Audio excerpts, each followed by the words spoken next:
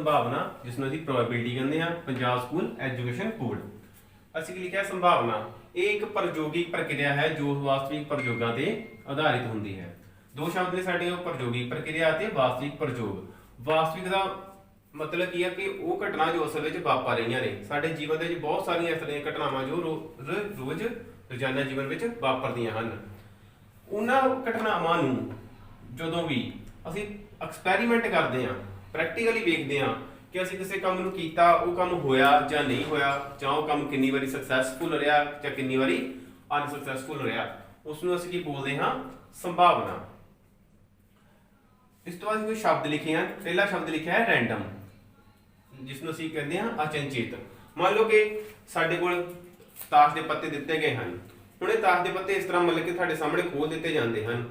ਤੁਹਾਨੂੰ ਕਿਹਾ ਜਾਂਦਾ ਇਸ ਵਿੱਚੋਂ ਕੋਈ ਵੀ ਪੱਤਾ ਜਿਹੜਾ ਉਹ ਚੂਜ਼ ਕਰ ਲਓ ਕੱਢ ਲਓ ਜਾਂ ਰੱਖ ਲਓ ਜਾਂ ਦੇਖ ਲਓ ਤਾਂ ਤੁਸੀਂ ਇਸ ਵਿੱਚੋਂ ਕਿਸੇ ਵੀ ਪੱਤੇ ਨੂੰ ਵੇਖ ਸਕਦੇ ਹੋ ਕਿਸੇ ਪੱਤੇ ਨੂੰ ਕੱਢ ਕੇ ਰੱਖ ਸਕਦੇ ਹੋ।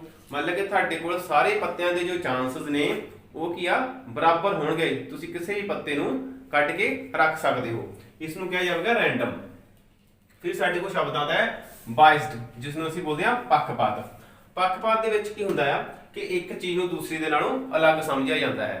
ਮੰਨ ਲਓ ਕਿ ਕਲਾਸ ਵਿੱਚ ਤੁਹਾਡੇ ਕੋਲ ਬੱਚੇ ਹਨ। ਬੱਚੇ ਜੋ ਹਨ ਕੁਝ ਬੱਚੇ ਗਰੀਬ ਪਰਿਵਾਰਾਂ ਤੋਂ ਹਨ ਕੁਝ ਬੱਚੇ ਅਮੀਰ ਪਰਿਵਾਰਾਂ ਤੋਂ ਹਨ। ਤੁਸੀਂ ਕੀ ਕਰਦੇ ਹੋ ਕਿ ਗਰੀਬ ਪਰਿਵਾਰ ਦੇ ਬੱਚਿਆਂ ਨੂੰ ਕਲਾਸ ਚੋਂ ਬਾਹਰ ਬਿਠਾ ਲੈਂਦੇ ਹੋ ਜਾਂ ਉਹਨਾਂ ਬੱਚਿਆਂ ਨੂੰ ਕਲਾਸ 'ਚ ਅਲੱਗ ਬਿਠਾ ਦਿੰਦੇ ਹੋ। ਅਮੀਰ ਪਰਿਵਾਰ ਦੇ ਬੱਚਿਆਂ ਨੂੰ ਅਸੀਂ ਅਲੱਗ ਬਿਠਾ ਲੈਂਦੇ ਹਾਂ। ਉਸ ਸਮੇਂ ਅਸੀਂ ਕੀ ਕਰ ਰਹੇ ਹਾਂ ਕਲਾਸ ਦੇ ਵਿੱਚ ਇੱਕ ਬਾਇਸਨੈਸ ਜਿਹੜੀ ਆ ਉਹ ਪੈਦਾ ਕਰ ਰਹੇ ਇੱਕ ਪੱਖਪਾਤ ਜਿਹੜਾ ਅਸੀਂ ਪੈਦਾ ਕਰ ਰਹੇ ਹਾਂ। ਮਤਲਬ ਕਿ ਅਸੀਂ ਥੋੜੇ ਬੱਚਿਆਂ ਦੇ ਵਿੱਚੋਂ ਗਰੀਬ ਪਰਿਵਾਰ ਦੇ ਵਿੱਚੋਂ ਅਸੀਂ ਗਰੀਬ ਪਰਿਵਾਰ ਦਾ ਬੱਚਾ ਚੁਣ ਰਹੇ ਹਾਂ ਅਮੀਰ ਪਰਿਵਾਰ ਦੇ ਵਿੱਚੋਂ ਜੋ ਅਸੀਂ ਅਮੀਰ ਪਰਿਵਾਰ ਦਾ ਬੱਚਾ ਚੁਣ ਰਹੇ ਹਾਂ। ਮਤਲਬ ਕਿ ਸਾਰੇ ਬੱਚਿਆਂ ਨੂੰ ਇੱਕੋ ਜਿਹਾ ਜੋ ਉਹਨਾਂ ਦਾ ਅਧਿਕਾਰ ਆ ਉਹ ਨਹੀਂ ਮਿਲ ਰਿਹਾ। ਫਿਰ ਆਉਂਦਾ ਸਾਡੇ ਕੋਲ ਅਨਬਾਇਸਡ। ਕਲਾਸ ਨੂੰ ਮੰਨ ਲਓ ਇਕੱਠਾ ਕਰਤਾ ਸਾਰੇ ਬੱਚੇ ਸਾਡੇ ਕੋਲ ਬਰਾਬਰ ਬੈਠੇ ਹੋਏ ਨੇ ਅਸੀਂ ਕੋਈ ਵੀ ਸਾਰਿਆਂ ਨੂੰ ਜੋ ਅਧਿਕਾਰ ਆ ਉਹ ਸਾਰੇ ਬੱਚਿਆਂ ਨੂੰ ਬਰਾਬਰ ਦਿੱਤਾ ਜਾ ਰਿਹਾ ਹੈ। ਫਿਰ ਆਉਂਦਾ ਰੈਂਡਮ ਟਾਸ ਅਚਨਚੇਤ ਉਛਾਲ। ਹੁਣ ਜਦੋਂ ਰੈਂਡਮ ਟਾਸ ਕਿ ਮਤਲਬ ਤੁਸੀਂ ਜਦੋਂ ਵੀ ਟਾਸ ਕਰਦੇ ਹੋ ਕੋਈ ਵੀ ਚੀਜ਼ ਮਤਲਬ ਸਿੱਕਾ ਤੁਸੀਂ ਉਛਾਲਿਆ ਤੁਹਾਡੇ ਕੋਲ ਹੈਡ ਵੀ ਆ ਸਕਦਾ ਆ ਤੇ ਟੇਲ ਵੀ ਆ ਸਕਦਾ। ਦੋਵਾਂ ਦੇ ਕੀ ਹੈ ਇੱਕ ਬਰਾਬਰ ਜਿਹੜੇ ਆ ਸਾਡੇ ਕੋਲ ਚਾਂਸ ਜਿਹੜੇ ਆ ਉਹ ਬਣਦੇ ਹਨ। ਇਸ ਲਈ ਇਸ ਦਾ ਮਤਲਬ ਕੀ ਹੋਇਆ ਕਿ ਜਦੋਂ ਵੀ ਅਸੀਂ ਸਿੱਕਾ ਉਛਾਲਿਆ ਸਿੱਕਾ ਆਪਣੇ ਸੰਤੁਲਨ ਅਵਸਥਾ ਦੇ ਵਿੱਚ ਕਿਸੇ ਵੀ ਤਰ੍ਹਾਂ ਡਿੱਗ ਸਕਦਾ ਹੈ ਆ ਸਕਦਾ ਮਤਲਬ ਅਸੀਂ ਉਸ ਦੇ ਵਿੱਚ ਕੋਈ ਵੀ ਜਿਹੜੀ ਰੁਕਾਵਟ ਹੈ ਉਹ ਨਹੀਂ ਪੈਦਾ ਕਰ ਰਹੇ। ਫਿਰ ਸਾਡੇ ਕੋਲ ਆਉਂਦਾ ਇਕੁਅਲੀ ਲਾਈਕਲੀ ਸੰਭਾਵੀ। ਸਿੱਕੇ ਤੋਂ ਵੀ ਦੇਖਦੇ ਹਾਂ ਸਿੱਕੇ ਦਾ ਕੀ ਹੁੰਦਾ ਸਾਡੇ ਕੋਲ ਕੋਇਨ ਦੋ ਸਾਈਡ ਸਾਡੇ ਕੋਲ ਹੈਡ ਤੇ ਟੇਲ। ਇਸ ਨੂੰ ਅਸੀਂ ਬੋਲਦੇ ਹਾਂ ਚਿੱਤ ਇਸ ਨੂੰ ਅਸੀਂ ਬੋਲਦੇ ਹਾਂ ਪੱਟ। ਹੁਣ ਦੋਵਾਂ ਦੇ ਹੀ ਬਰਾਬਰ ਹੀ ਜਿਹੜੇ ਗੁਣ ਨੇ ਉਹ ਪਾਏ ਜਾਂਦੇ ਹਨ। ਜੇ ਅਸੀਂ ਸਿੱਕਾ ਉਛਾਲਦੇ ਹਾਂ ਹੈਡ ਵੀ ਆ ਸਕਦਾ ਹੈ ਜੇ ਅਸੀਂ ਸਿੱਕਾ ਉਛਾਲਦੇ ਹਾਂ ਸਾਡੇ ਕੋਲ ਜਿਹੜਾ ਟੇਲ ਆ ਜਾਂ ਪੱਟ ਆ ਉਹ ਵੀ ਆ ਸਕਦਾ ਹੈ। ਫਿਰ ਸਾਡੇ ਕੋਲ ਆਉਂਦਾ ਹੈ ਕੋਇਨ ਸਿੱਕੇ ਨੂੰ ਸਾਡੇ ਸਭ ਨੂੰ ਪਤਾ ਹੈ ਕਿ ਜੋ ਸਾਡੇ ਕੋਲ ਕਰੰਸੀ ਹੁੰਦੀ ਹੈ ਸਾਡੀ ਜੋ ਮੈਟਲ ਦੇ ਵਿੱਚ ਹੁੰਦੀ ਹੈ ਧਾਤ ਦੇ ਰੂਪ ਵਿੱਚ ਹੁੰਦੀ ਹੈ ਉਸ ਨੂੰ ਅਸੀਂ ਸਿੱਕਾ ਬੋਲਦੇ ਹਾਂ। ਫਿਰ ਸਾਡੇ ਕੋਲ ਆਉਂਦਾ ਹੈ ਡਾਈਸ ਪਾਸਾ। ਇਸ ਨੂੰ ਕੀ ਸਾਡੇ ਕੋਲ ਹੁੰਦਾ ਹੈ ਇੱਕ ਲੁੱਡੋ ਦੀ ਗੀਟੀ ਹੁੰਦੀ ਹੈ ਇਸ ਪ੍ਰਕਾਰ ਦੀ। ਜਦੋਂ ਤੁਸੀਂ ਖੇਡਦੇ ਹੋ ਲੁੱਡੋ ਤੁਸੀਂ ਉਸ ਗੀਟੀ ਨੂੰ ਇਸ ਤਰ੍ਹਾਂ ਉਛਾਲ ਕੇ ਸੁੱਟਦੇ ਹੋ ਤਾਂ ਕੋਈ ਵੀ ਜਿਹੜਾ ਨੰਬਰ ਉੱਪਰ ਆਉਂਦਾ ਹੈ ਉਸ ਨੂੰ ਅਸੀਂ ਉਨਾ ਹੀ ਅੱਗੇ ਚਲਾ ਦਿੰਦੇ ਹਾਂ। ਇਸ ਦੇ ਜੋ ਸਾਡੇ ਕੋਲ ਨੰਬਰ ਹੁੰਦੇ ਹਨ 1 2 3 4 5 ਅਤੇ 6। ਫਿਰ ਆਉਂਦਾ ਸਾਡੇ ਕੋਲ ਕਾਰਡਸ ਤਾਸ਼ ਤੁਸੀਂ ਪਹਿਲਾਂ ਵੇਖ ਚੁੱਕੇ ਹੋ ਤੁਹਾਨੂੰ ਰੈਂਡਮ ਦੇ ਵਿੱਚ ਦਿਖਾ ਦਿੱਤੀ ਗਈ ਹੈ। ਸ਼ਫਲ ਕੀ ਹੁੰਦਾ ਹੈ ਕਿ ਤਾਸ਼ ਨੂੰ ਜਦੋਂ ਅਸੀਂ ਇਸ ਤਰ੍ਹਾਂ ਪਕੜ ਕੇ ਇਸ ਤਰ੍ਹਾਂ ਕਰਦੇ ਹਾਂ ਤਾਂ ਇਸ ਨੂੰ ਅਸੀਂ ਸ਼ਫਲ ਜਾਂ ਫੈਂਟਨਾ ਕਹਿੰਦੇ ਹਾਂ।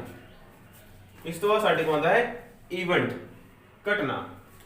ਹੁਣ ਕੋਈ ਵੀ ਕੰਮ ਹੋ ਰਿਹਾ ਮਤਲਬ ਕਿ ਸਿੱਕਾ ਆ ਸਿੱਕੇ ਦੀ ਜੋ ਸੁੱਟਦੇ ਹਾਂ ਜਦੋਂ ਉਛਾਲਦੇ ਹਾਂ ਤਾਂ ਸਾਡੇ ਕੋਲ ਹੈਡ ਆਉਂਦਾ ਹੈ ਤਾਂ ਉਸ ਕੋਈ ਘਟਨਾ ਵਾਪਰ ਰਹੀ ਹੈ। ਉਸ ਤੋਂ ਉਲਟਾ ਆਉਂਦਾ ਹੈ ਕੰਪਲੀਮੈਂਟ ਪੂਰਕ ਘਟਨਾ। ਇਸ ਦੇ ਵਿੱਚ ਕੀ ਹੈ ਇਹਦੇ ਉੱਪਰ ਇੱਕ ਲਾਈਨ ਜੋ ਬਾਰ ਅਸੀਂ ਲਗਾ ਦਿੰਦੇ ਹਾਂ। ਇਸ ਦਾ ਮਤਲਬ ਕਿ ਇਹਦੇ ਵਿੱਚ ਅਸੀਂ ਗੱਲ ਕਰਦੇ ਹਾਂ ਕਿ ਹੈਡ ਆ ਰਿਹਾ ਹੈ ਇਸ ਵਿੱਚ ਕੀ ਹੋਗਾ ਕਿ ਹੈਡ ਨਹੀਂ ਆ ਰਿਹਾ। ਜੇਕਰ ਹੈਡ ਨਹੀਂ ਆ ਰਿਹਾ ਸਿੱਕਾ ਉਛਾਲਣ ਤੇ ਸਾਡੇ ਕੋਲ ਕੀ ਆ ਰਿਹਾ ਹੈ ਟੇਲ ਜਾਂ ਪੱਟ ਆ ਰਿਹਾ ਹੈ। ਆਉਂਦਾ ਹੈ ਸਵਾਲਾਂ ਦੀਆਂ ਕਿਸਮਾਂ ਕਿਹਦੇ ਵਿੱਚ ਸੰਭਾਵਨਾ ਦੇ ਵਿੱਚ ਸਾਡੇ ਕੋਲ ਕਿਸ ਤਰ੍ਹਾਂ ਦੇ ਸਵਾਲ ਹੁੰਦੇ ਨੇ। ਇੱਕ ਤਾਂ ਸਾਡੇ ਕੋਲ ਸਿੱਕੇ ਦੇ ਨਾਲ ਸੰਬੰਧਿਤ ਸਵਾਲ ਹੁੰਦੇ ਆ, ਦੂਸਰਾ ਪਾਸੇ ਨਾਲ ਤੇ ਤੀਸਰਾ ਤਾਸ਼ ਨਾਲ ਸੰਬੰਧਿਤ। ਸੋ ਪਹਿਲਾ ਆਂਦਾ ਸਾਡੇ ਕੋਲ ਸਿੱਕਾ। ਮੰਨ ਲਓ ਕਿ ਸਾਡੇ ਕੋਲ ਇੱਕ ਸਿੱਕਾ ਹੈ, ਇਸ ਸਿੱਕੇ ਦੇ ਦੋ ਪਾਸੇ ਹੁੰਦੇ ਹਨ, ਇੱਕ ਚਿੱਤ ਤੇ ਇੱਕ ਪੱਟ। ਇਸ ਨੂੰ ਅਸੀਂ ਬੋਲਦੇ ਹਾਂ ਹੈਡ, ਇਸ ਨੂੰ ਅਸੀਂ ਬੋਲਦੇ ਹਾਂ ਟੀ। ਇਸ ਦੇ ਜੋ ਸੰਭਾਵਿਤ ਪ੍ਰਮਾਣ ਹੋਣਗੇ ਸਾਡੇ ਕੋਲ, ਸੰਭਾਵਿਤ परिणाम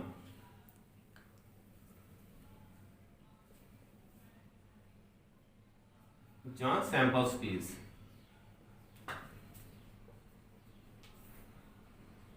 ਸੰਭਾਵਿਤ परिणाम ਕੀ ਹੁੰਦੇ ਆ ਸਾਡੇ ਕੋਲ ਕਿ ਇੱਕ ਸਿੱਕਾ ਆ, ਉਸ ਦੇ ਵਿੱਚ ਸਾਡੇ ਕੋਲ ਕੀ ਆ ਸਕਦਾ, ਇੱਕ H ਤੇ T। ਇਸ ਤਰ੍ਹਾਂ ਜੇ ਮੰਨ ਲਓ ਸਾਡੇ ਕੋਲ ਸਿੱਕੇ ਹਨ ਦੋ, सिक्का एक सिक्का दो, ਜਾਂ coin 1 coin 2, ਇਹ ਵੀ ਸਾਡੇ ਕੋਲ ਕੀ ਆ ਗਿਆ H T, ਇਹ ਵੀ ਸਾਡੇ ਕੋਲ ਆ ਜਾਂਦਾ ਹੈ H T।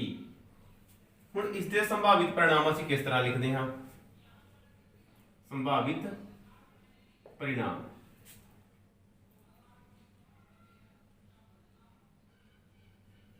H, ਇਸ ਨੂੰ ਲਿਖਣ ਦਾ ਸਭ ਤੋਂ ਵਧੀਆ ਢੰਗ ਕੀ ਹੈ ਕਿ ਅਸੀਂ ਦੋ ਵਾਰੀ H ਲਿਖਦੇ ਹਾਂ ਤੇ ਦੋ ਵਾਰੀ ਹੀ T ਲਿਖ ਲੈਂਦੇ ਹਾਂ। ਫਿਰ ਅਸੀਂ ਇੱਕ ਵਾਰੀ H ਇੱਕ ਵਾਰੀ T ਲਿਖਦੇ ਹਾਂ, ਤਾਂ ਇਹ ਸਾਡੇ ਕੋਲ ਕੀ ਬਣ ਗਏ, ਇਸ ਦੇ ਚਾਰ ਜੋ ਨੇ ਬਣ ਗਏ ਸਾਡੇ ਕੋਲ ਸੰਭਾਵਿਤ परिणाम ਜੋ ਬਣ ਜਾਂਦੇ ਹਨ। ਮੰਨ ਲਓ ਇਸ ਤਰ੍ਹਾਂ ਸਾਡੇ ਕੋਲ ਸਿੱਕੇ ਆਉਂਦੇ ਹਨ ਤਿੰਨ, 1 2 ਤੇ 3, H T H T ਤੇ ਫਿਰ ਸਾਡੇ ਕੋਲ H T।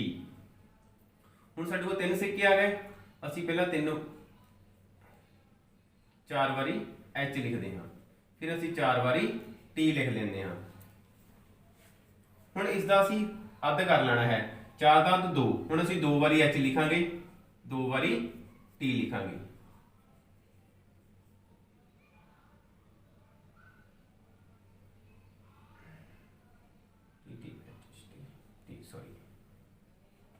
ਹੁਣ ਦੋ ਦਾ ਅੱਧ ਕਰਾਂਗੇ, 1 H T H T H T H ਤੇ T। ਇਹ ਸਾਡੇ ਕੋਲ ਇਸ ਦੇ ਜੋ परिणाम ਨੇ ਬਣ ਗਏ। ਕਿੰਨੇ ਬਣ ਰਹੇ ਨੇ, 1 2 3 4 5 6 7 ਤੇ 1 8। ਹੁਣ ਸੰਭਾਵਿਤ परिणाम ਬਣਾਉਣੇ ਤਾਂ ਇਹ ਸਿੱਖ ਲਏ ਨੇ। ਹੁਣ ਅਸੀਂ ਇਹ ਵੇਖਾਂਗੇ ਕਿ ਸੰਭਾਵਿਤ परिणाम ਜੇ ਜ਼ਿਆਦਾ ਸਿੱਕੇ ਆਉਂਦੇ ਹਨ ਤਾਂ ਕਿੰਨੇ ਬਣਦੇ ਹਨ, ਤਾਂ ਕਿਸ ਤਰ੍ਹਾਂ ਸਾਨੂੰ ਪਤਾ ਲੱਗੇਗਾ। ਮੰਨ ਲਓ ਸਾਡੇ ਕੋਲ ਇੱਕ ਸਿੱਕਾ ਹੈ, ਇੱਕ ਸਿੱਕੇ ਦੇ ਕਿੰਨੇ ਪਾਸੇ ਹਨ, ਦੋ ਅਸੀਂ ਲਿਖ ਲੈਣਾ ਇਸ ਤਰ੍ਹਾਂ। ਤੇ ਸਿੱਕਾ ਕਿੰਨਾ ਹੈ, 1, 2 ਦੀ ਘਾਤ ਕਿੰਨੀ ਕਰ ਦੇਣੀ ਹੈ 1। ਸਾਡੇ ਕੋਲ 2 ਦੀ ਘਾਤ 1 ਕਿਹਦੇ ਬਰਾਬਰ ਆਉਂਦਾ ਹੈ 2 ਦੇ। ਮੰਨ ਲਓ ਕਿ ਇਸ ਦੇ ਕਿੰਨੇ परिणाम ਬਣਨਗੇ 2, ਜੋ ਸਾਡੇ ਕੋਲ H ਤੇ T ਬਣੇ ਹੋਏ ਹਨ। ਫਿਰ ਸਿੱਕੇ ਕਿੰਨੇ ਆਉਂਦੇ ਹਨ 2। ਹੁਣ ਇੱਕ ਸਿੱਕੇ ਦੇ ਕਿੰਨੇ ਪਾਸੇ ਆ 2, ਪਹਿਲਾਂ ਅਸੀਂ ਹਮੇਸ਼ਾ ਆਧਾਰ ਵਿੱਚ 2 ਹੀ ਰੱਖਣਾ ਹੈ। ਸਿੱਕੇ ਕਿੰਨੇ, ਇੱਕ ਸਿੱਕਾ ਵੱਧ ਗਿਆ, ਕਿੰਨੇ ਸਿੱਕੇ ਹੋ ਗਏ 2। ਹੁਣ 2 ਦੀ ਘਾਤ ਸਾਨੂੰ ਪਤਾ ਹੈ 2 ਦੀ ਘਾਤ 2, 2 ਗੁਣਾ 2 ਬਰਾਬਰ ਕਿੰਨਾ ਆਉਂਦਾ ਹੈ 4। ਹੁਣ ਇਸ ਤਰ੍ਹਾਂ ਸਾਡੇ ਕੋਲ ਚਾਰ ਜੋ परिणाम ਬਣ ਰਹੇ ਹਨ, 1 2 3 ਤੇ 4 8। 2 ਆਧਾਰ ਘਾਤ ਕਿੰਨੀ ਹੋ ਜਾਂਦੀ ਹੈ 1 2 3, 2 ਦੀ ਘਾਤ 3 8 ਦੇ ਬਰਾਬਰ। ਇਸ ਤਰ੍ਹਾਂ ਸਾਨੂੰ ਪਤਾ ਲੱਗ ਜਾਂਦਾ ਹੈ ਕਿ ਅਸੀਂ ਜੋ ਘਾਤ ਆ ਉਹ ਬਣਾ ਕੇ ਤਾਂ ਉਸਦੇ ਕਿੰਨੇ ਜਿਹੜੇ परिणाम ਆ ਬਣਨਗੇ। ਮੰਨ ਲਓ ਸਾਡੇ ਕੋਲ 4 ਸਿੱਕੇ ਆਉਂਦੇ ਹਨ, 2 ਰੱਖਾਂਗੇ, ਘਾਤ ਕਿੰਨੀ ਆ ਜਾਏਗੀ 4, ਸਾਡੇ ਕੋਲ ਕਿੰਨੇ परिणाम ਬਣਨਗੇ 16। ਇਸ ਤਰ੍ਹਾਂ ਦੂਸਰੇ ਨੰਬਰ ਤੇ ਸਾਡੇ ਕੋਲ ਆਉਂਦਾ ਹੈ ਪਾਸਾ। ਪਾਸਾ ਜੇ ਸਾਡੇ ਕੋਲ 1 ਹੋਵੇ ਤਾਂ ਇਸ ਪਾਸੇ ਦੇ ਕਿੰਨੇ ਫਲਕ ਹੁੰਦੇ ਹਨ, ਫਲਕ ਹੁੰਦੇ ਹਨ ਸਾਡੇ ਕੋਲ 6। ਇੱਕ ਪਾਸਾ ਮਤਲਬ ਕਿ ਆ ਸਾਡੇ ਕੋਲ ਇਸ ਤਰ੍ਹਾਂ ਪਾਸਾ ਹੈ, ਇਸ ਦੇ ਵਿੱਚ ਕਿੰਨੇ ਫਲਕ ਹਨ, ਫਲਕ ਮਤਲਬ ਕਿ ਇਸ ਦੀਆਂ ਕਿੰਨੀਆਂ ਜੋ ਸਮਤਲ ਹਨ ਕਿੰਨੇ ਹਨ 1 2 3 4 5 ਤੇ ਲਾਸਟ ਵਿੱਚ ਤੁਸੀਂ ਦੇਖ ਸਕਦੇ ਹੋ 6। ਸਾਡੇ ਕੋਲ 6 ਫਲਕ ਹਨ। 6 ਫਲਕ ਪਾਸੇ ਕਿੰਨੇ 1 ਬਰਾਬਰ ਸਾਡੇ ਕੋਲ ਕਿੰਨਾ ਆ ਗਿਆ 6। ਸੋ ਸੰਭਵ परिणाम ਸਾਡੇ ਕੋਲ ਕਿੰਨੇ ਆਣਗੇ, ਸੰਭਵ परिणाम 1 2 3 4 5 ਤੇ 6। ਇਸ ਤਰ੍ਹਾਂ ਸਾਡੇ ਕੋਲ ਜੇ ਪਾਸੇ ਹੁਣ 2, ਪਾਸਾ 1 ਤੇ ਪਾਸਾ 2, ਇਸ ਤਰ੍ਹਾਂ ਇਸ ਵਿੱਚ ਵੀ ਸਾਡੇ ਕੋਲ ਇੱਕ ਪਾਸੇ ਦੇ ਕਿੰਨੇ ਫਲਕ 6, दूसरे पासे ਦੇ ਕਿੰਨੇ ਫਲਕ 6। ਹੁਣ ਫਲਕ ਤਾਂ ਸਾਡੇ ਕੋਲ 6 ਹੀ ਆ, ਪਾਸੇ ਕਿੰਨੇ ਹੋ ਜਾਂਦੇ ਹਨ 2। 6 ਦੀ ਘਾਤ ਕਿੰਨੀ ਹੋ ਜਾਏਗੀ 2। ਕਿੰਨਾ ਆਏਗਾ ਸਾਡੇ ਕੋਲ 6 ਗੁਣਾ 6, 6 ਛਿਕਮ 36। ਤਾਂ ਸਾਡੇ ਕੋਲ ਕਿੰਨੇ ਜੋ ਸੰਭਵ ਪਰਿਣਾਮ ਕਿੰਨੇ ਹੋਣਗੇ 36 ਹੋਣਗੇ। ਬਣਨਗੇ ਕਿਸ ਤਰ੍ਹਾਂ 36 परिणाम, मतलब कि साडे को पहला पासा ਅਸੀਂ ਪਹਿਲੇ ਪਾਸੇ ਨੂੰ ਉਛਾਲਿਆ ਸਾਡੇ ਕੋਲ 1 ਆਇਆ, ਫਿਰ ਦੂਸਰੇ ਪਾਸੇ ਪਹਿਲੇ ਪਾਸੇ ਨੂੰ ਅਸੀਂ ਉਛਾਲਿਆ ਸਾਡੇ ਕੋਲ ਫਿਰ 1 ਆ ਰਿਹਾ ਹੈ।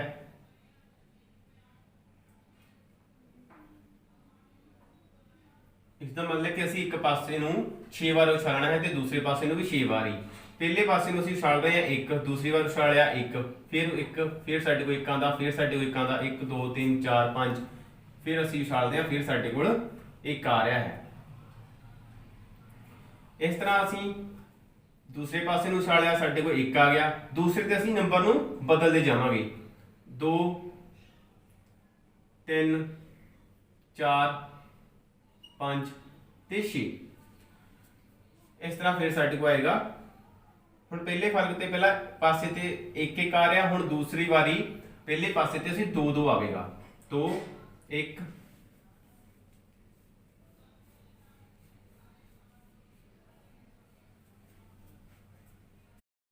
इस तरह ये साडे कोल जिस तरह लिखा गया है तो साडे कोल टोटल 36 ਜਿਹੜੇ परिणाम आ वो बन जाते हैं। पहले च देखोगे पहले पासे ते 1 1 आ रहा, दूसरी बारी 2 2, फिर 3 3 लिया, फिर 4 4, फिर 5 5 ਤੇ फिर 6 6। ਤੇ दूसरे वाला ਜਿਹੜਾ ਪਾਸਾ ਹੈ ਉਸ ਤੇ ਅਸੀਂ ਜਿਹੜਾ ਸੰਖਿਆ ਹੈ ਉਹ 1 ਤੋਂ ਸ਼ੁਰੂ ਕਰਕੇ ਫਿਰ 6 ਤੱਕ ਬਦਲਦੇ ਜਾਵਾਂਗੇ। ਫਿਰ ਸਾਡੇ ਕੋਲ ਆਉਂਦਾ ਹੈ ਤਾਸ਼। ਤਾਸ਼ ਦੇ ਲਈ ਅਸੀਂ ਕੁਝ ਬਣਾਇਆ ਹੋਇਆ ਬੋਰਡ ਤੇ। ਦੇਖੋ ਪਹਿਲਾਂ ਤਾਂ ਅਸੀਂ ਇਹਦੇ ਪੱਤੇ ਦੇਖਦੇ ਕਿੰਨੀ ਤਰ੍ਹਾਂ ਦੇ ਹੁੰਦੇ ਆ। ਤਾਸ਼ ਦੇ ਵਿੱਚ 4 ਤਰ੍ਹਾਂ ਦੇ ਜੋ ਪੱਤੇ ਸਾਡੇ ਕੋਲ ਮਿਲਦੇ ਹਨ, 4 ਤਰ੍ਹਾਂ ਦੇ ਪੱਤੇ ਹੁੰਦੇ ਹਨ।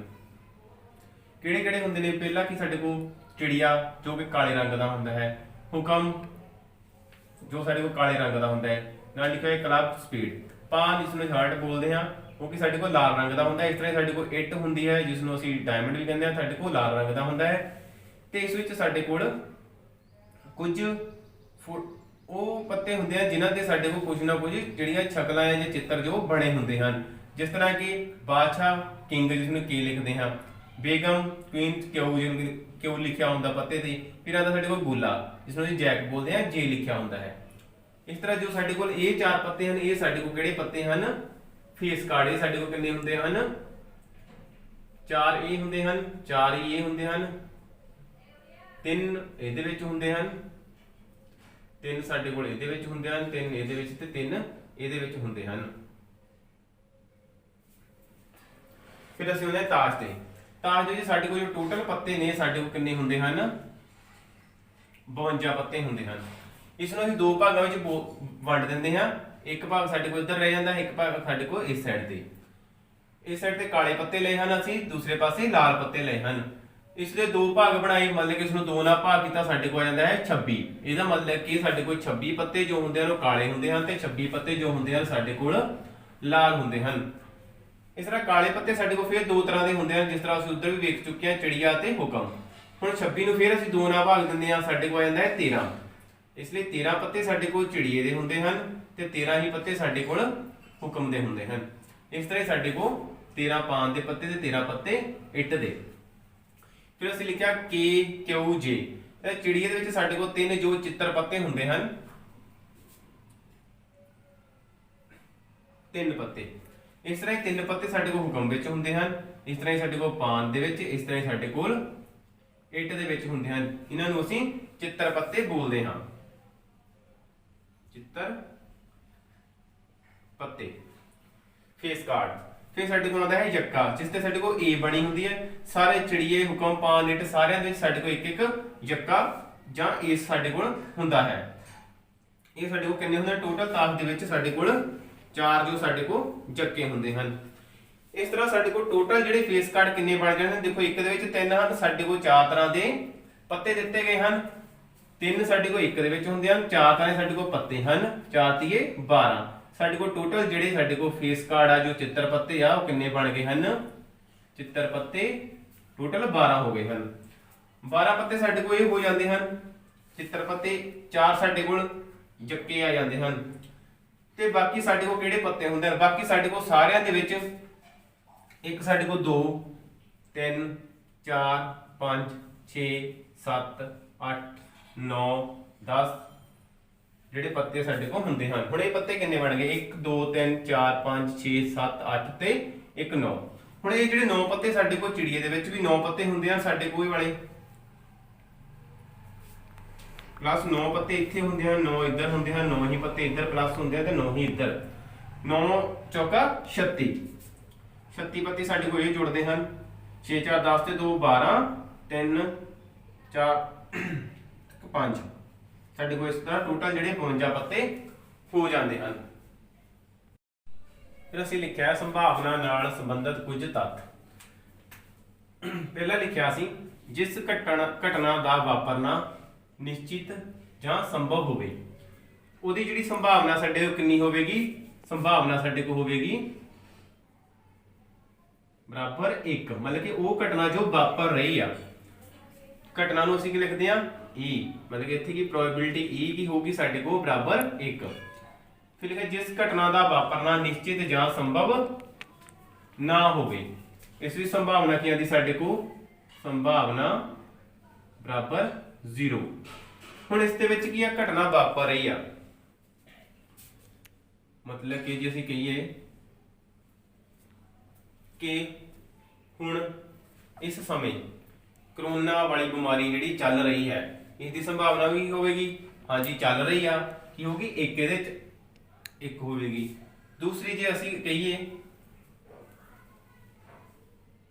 ਕਿ ਇਸ ਸਮੇਂ ਦੁਨੀਆ ਦੇ ਵਿੱਚ ਬਹੁਤ ਜ਼ਿਆਦਾ ਹੜ੍ਹ ਆਏ ਹੋਏ ਹਨ ਉਹ ਸਾਡੇ ਕੋਲ ਨਹੀਂ ਆ ਉਹ ਘਟਨਾ ਕਿ ਸਾਡੇ ਕੋਲ ਹੋ ਜਾਏਗੀ ਸੰਭਾਵਨਾ 0 ਦੇ ਬਰਾਬਰ ਮੰਨੀ ਜਾਵੇਗੀ।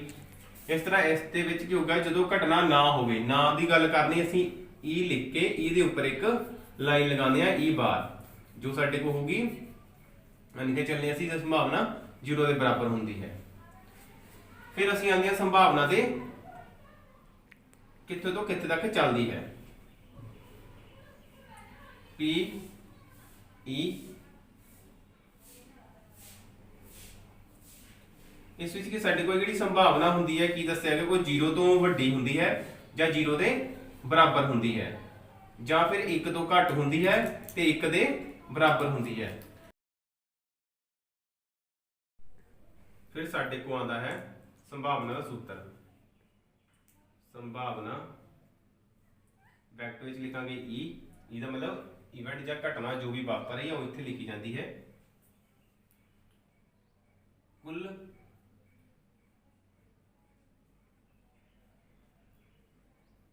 परिणामों की संख्या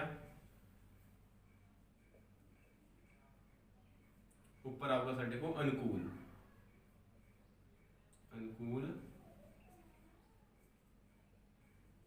परिणामों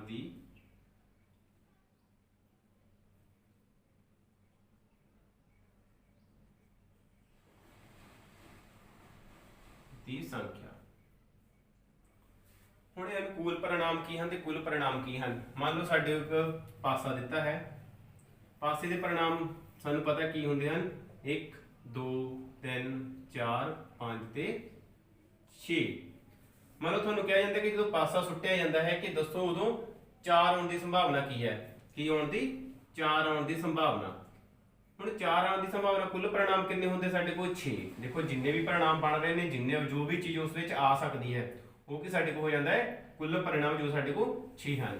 ਹੁਣ ਗੱਲ ਕਿਹਦੀ ਹੋ ਰਹੀ ਹੈ 4 ਦੀ 4 ਕਿੰਨੀ ਵਾਰ ਆਉਂਦਾ ਹੈ 1 ਇਸ ਲਈ ਸਾਡੇ ਕੋਲ ਸੰਭਵ परिणाम ਜੋ ਕਿ ਸਾਡੇ ਕੋਲ ਹੋ ਜਾਂਦਾ ਹੈ 1 ਸਾਡੇ ਕੋਲ ਸੰਭਵ परिणाम ਕੀ ਹੋਵੇਗਾ 1 ਤੇ ਕੁੱਲ परिणाम ਕੀ ਹੋਣਗੇ ਸਾਡੇ ਕੋਲ 6।